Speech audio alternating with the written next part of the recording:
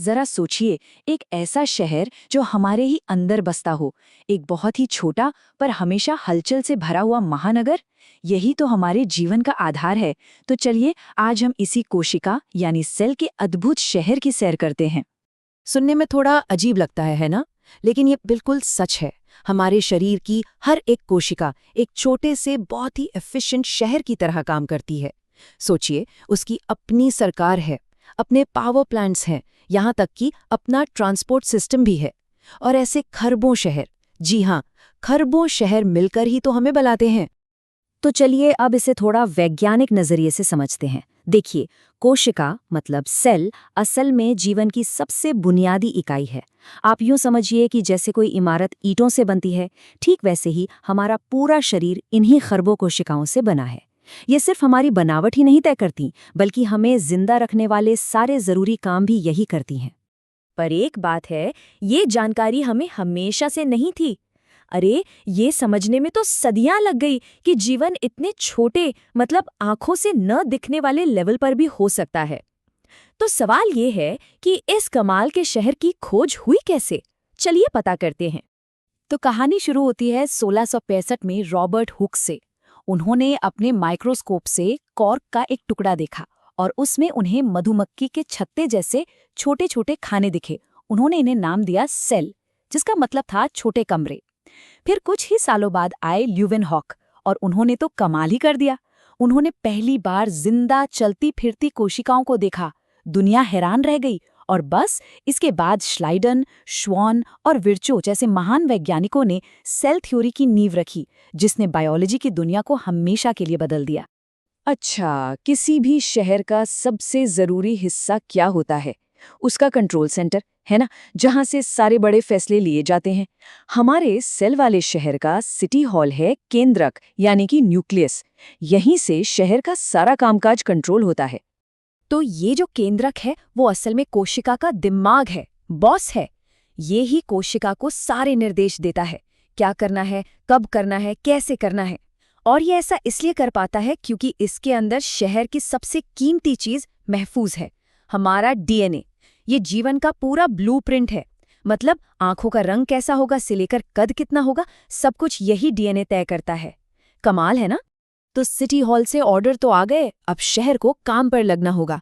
चलिए अब चलते हैं सेल के इंडस्ट्रियल एरिया में, देखते हैं कि यहाँ चीजें बनती कैसे हैं और उनकी डिलीवरी कैसे होती है।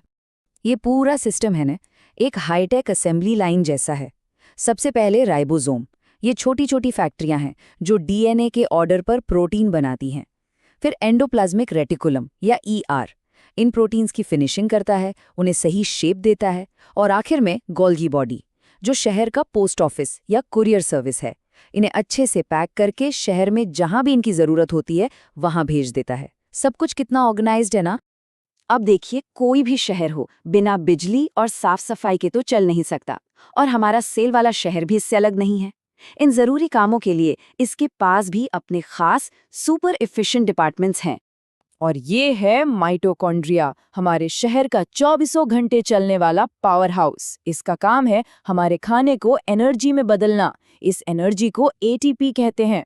शहर की हर बत्ती, हर फैक्ट्री, हर छोटी बड़ी हलचल, सब कुछ इसी एनर्जी से चलता है। और एक मजेदार बात बताऊं, माइटोकॉन्ड्रिया का अपना खुद का डीएनए भी होता है। अब भाई शहर है तो कचरा भी होगा, टूट-फूट भी होगी। तो यहाँ काम आते हैं लाइसोसोम। ये हैं शहर के सफाई कर्मचारी। इनका काम है बेकार हो चुकी चीजों को तोड़कर रिसाइकिल करना। इन्हें कभी-कभी सुसाइड बैग भी कहते हैं। जानते हैं क्यों? क्योंकि अगर सेल बहुत ज्यादा डैमेज हो जाए और शरीर के लिए खतरा बन जाए तो ये खुद ही पूरी सेल को खत्म कर देते हैं, ताकि बाकी शहर सेफ रहे। लेकिन एक सवाल है, क्या सारे सेल सिटी एक जैसे होते हैं? बिल्कुल नहीं। चलिए अब देखते हैं कि पौधों और जानवरों के इन शहरों की बनावट में क्या बड़े और मजेदार फर्क होते हैं। पौधों की कोशिकाओं में एक मजबूत सेल वॉल होती है, बिल्कुल शहर की बाहरी दीवार की तरह, जो उसे सुरक्षा और एक फिक्स्ड शेप देती है। और तो और उनके पास अपना खुद का सोलर पावर प्लांट भी होता है, जिसे क्लोरोप्लास्ट कहते हैं। ये सूरज की रोशनी से सीधे अपना खाना बना सकता है। दूसरी तरफ जानवरों की कोशिकाएं ज्यादा लचीली होती हैं और उन्हें अपनी एनर्जी खाने से ही लेनी पड़ती है। और अब बात करते हैं सेल की सबसे कमाल की ताकत के बारे में, और वो है खुद की नकल बनाना। जी हाँ, ये एक ऐसा शहर है जो खुद ब खुद अपनी कॉपी बना सकता है, अपने आप को फैला सकता है और अपनी मरम्मत भी खुद ही कर सकता है। तो आखिर ये सेल्स डिवाइड होते क्यों हैं? पहली वजह ग्रोथ के लिए, मतलब एक छोटे बच्चे से एक एडल्ट बनने तक। दूसरी वजह मरम्मत के लिए, जब भी कोई चोट लगती है और घाव भरता है ना, तो असल में यही प्रोसेस काम कर रहा होता है। और हाँ, कुछ सिंगल सेल वाले जीवों के लिए तो ये बच्चे पैदा करने का तरीका भी है। ये वो बेसिक प्रोसेस है जो जिंदगी को मुमकिन बनाता है और उसे आगे बढ़ाता है। और यहीं पर बायोलॉजी का एक बहुत गहरा नियम सामने आता है। जीवन अपने आप कहीं से भी पैदा नहीं होता। हर नई सेल एक पुरानी, पहले से मौजूद सेल से ही जन्म लेती है। ये एक ऐसी अटूट कड़ी है जो इस धरती पर जिंदगी की शुरुआत तक जाती है। इसी गहरे विचार को 1855 में महान वैज्ञानिक रुडोल्फ विर्चो ने बस कुछ शब्दों में समेट दिया था, ओमनिस सेल्युला ए सेल्युला। इसका सीधा सा मतलब है हर सेल एक सेल से ही आती है। एक बहुत ही सीधी सी बात, लेकिन इसमें जिंदगी का पूरा सार छिपा है। तो अगली बार जब हम अपने शरीर को बढ़ते हुए देखें या किसी चोट को ठीक होते हुए महसूस करें, तो उस एक गुमनाम हीरो को जरूर याद करना चाहिए जो पर्दे के पीछे लगातार काम कर रहा है। हमारे अंदर का वो छोटा सा जादुई शहर, यानी हमारी कोशिका।